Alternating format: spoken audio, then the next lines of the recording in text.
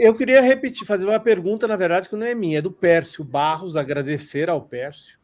Alguém se surpreende caso o PT, após a derrocada, ele descreve como derrocada eleitoral, concluir que a solução seria endireitar ainda mais? O que lhe parece, Brizuíno, a pergunta do Pércio? Obrigado, Pércio, por ter nos mandado essa ajuda. Não, primeiro, eu acho que tem uma confusão entre PT e governo. O PT tem que ter cabeça de PT. Claro, apoia o governo, solidário ao governo, mas é um partido político. Isso vale para todos os partidos da esquerda. Não pode pensar como governo apenas, senão fica com a agenda de governo. E, por exemplo, um dos problemas, na minha opinião, em vários locais do PT, é que durante o período não eleitoral se faz pouca oposição de rua. Se faz uma oposição mais no parlamento. Então, uma coisa que sempre diferenciou o PT da sua origem, nos primeiros 20 anos, é que toda ação parlamentar tinha uma correspondência numa atividade de rua, junto ao movimento sindical, ao movimento social, popular, ou com temas. Por exemplo, você pegar um tema importante da cidade de São Paulo, ou de qualquer outra cidade dessa região que nós temos mais dificuldade hoje, levar para a rua, fazer abaixo-assinado. Hoje, com as redes sociais, você faz a combinação, ação de rua com rede social. Isso valoriza muito. Eu cito a votação da Luna em São Paulo, que ela faz muito isso, combinar a ação parlamentar, nos dois anos de mandato que ela teve, com a ação de rua, ação dentro de escola, ação no movimento social.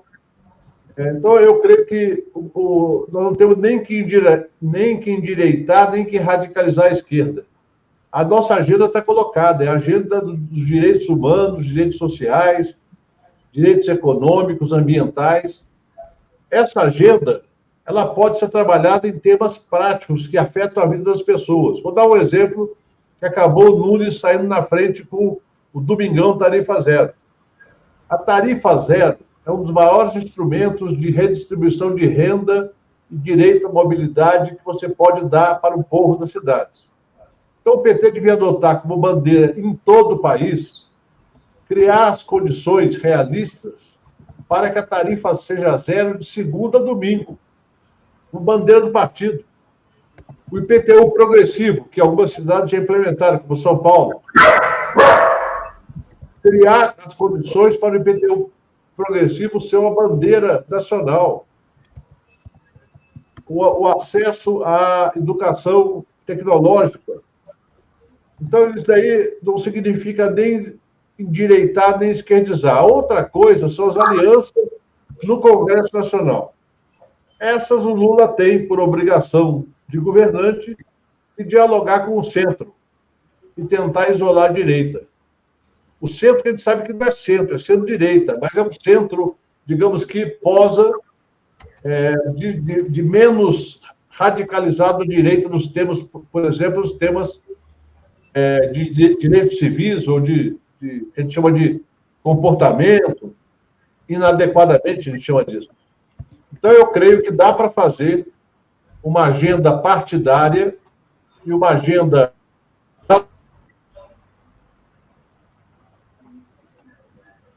Opa! O N travou. Travou.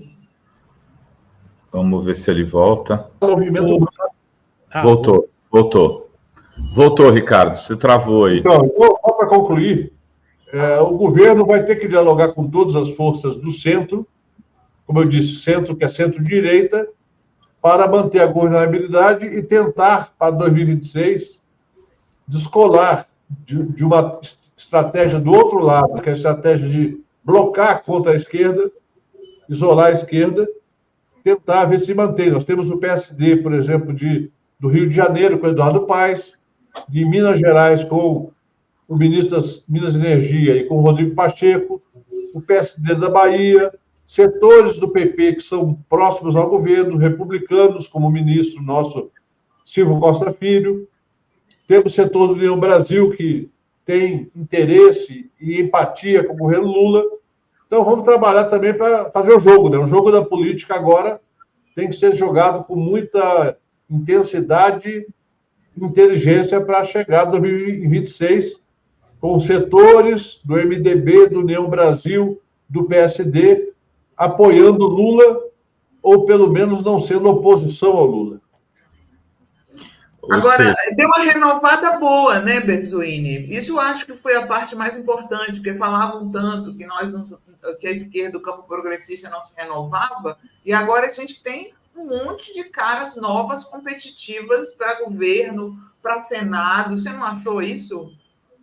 Eu acho que uma das funções da eleição municipal, mesmo quando ele não tem chance de ganhar, ou tem derrotas eleitorais, é ter a vitória política.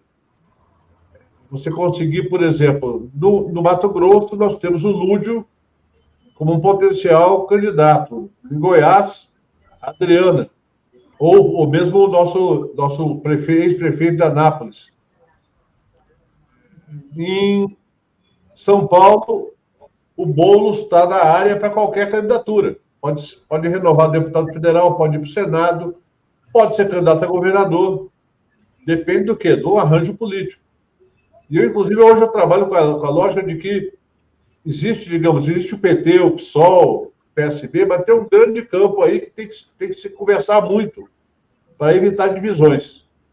Então, tem muitos nomes interessantes aí. Vou dizer, por exemplo, em Minas Gerais, nós temos, além de outras possibilidades, em aliança com o PSD, por exemplo, se não houver aliança, a Margarida Salomão pode ser a candidata a governadora já em 2026. Ou a Marília, de Contagem. São pessoas que têm experiência administrativa, têm uma boa base na sua cidade. Então, isso aí tudo está colocado para o jogo. O importante é que nós tenhamos agora uma avaliação que não seja, como eu falei, nem para caminhar para depressão, porque alguns números são ruins mesmo, mas tem que caminhar também para uma visão de disputa interna. Um dos problemas que o PT vai ter que enfrentar é que tem uma renovação da direção no ano que vem e pode passar todo o primeiro semestre discutindo luta interna. Isso seria muito ruim. É preciso combinar esse processo, que é um processo democrático, com a possibilidade de já termos agendas públicas, programáticas, de enfrentamento com o prefeito de São Paulo, com o governador de São Paulo, com o governador de Minas, Paraná e assim por diante. Você falava de agendas, Ricardo, municipais, como a questão da tarifa zero no transporte coletivo. Muito bem. Ricardo, deixa eu te perguntar duas coisas aí. Primeira, você tem candidato a presidente do PT, você defende quem? Você defende que arranjo para gerenciar para governar o PT nessa campanha de reeleição do Lula? 2, reforma ministerial. Qual que é a tua posição?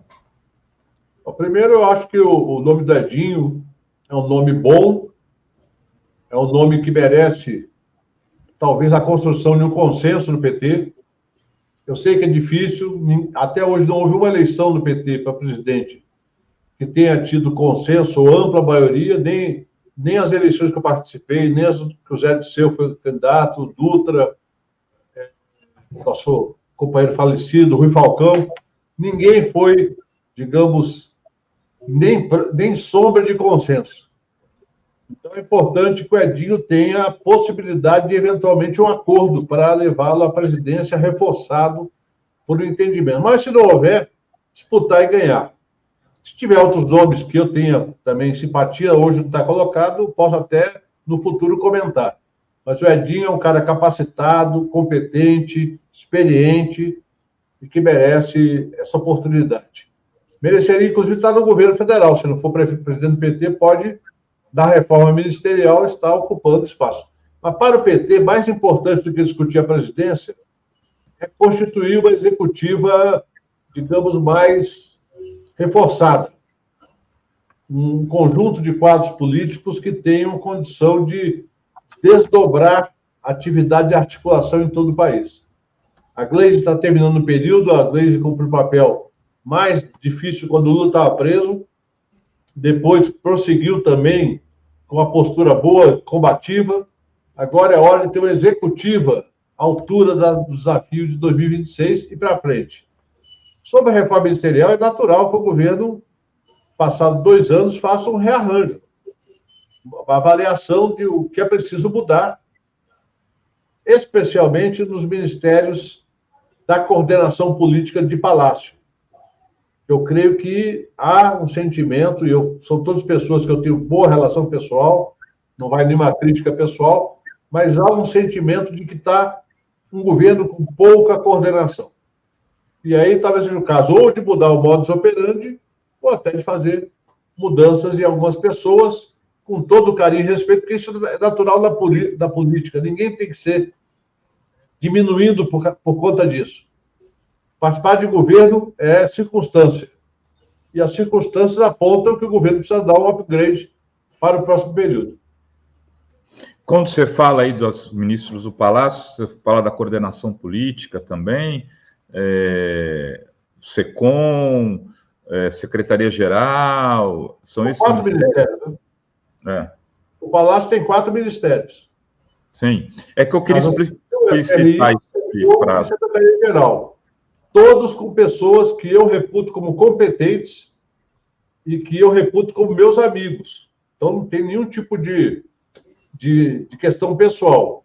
O fato é que eu ouço muito deputados, senadores, prefeitos, dirigentes partidários, que há uma certa, digamos, uma certa dificuldade de diálogo. Se isso é verdade ou não, não sei, porque eu não participo desse diálogo.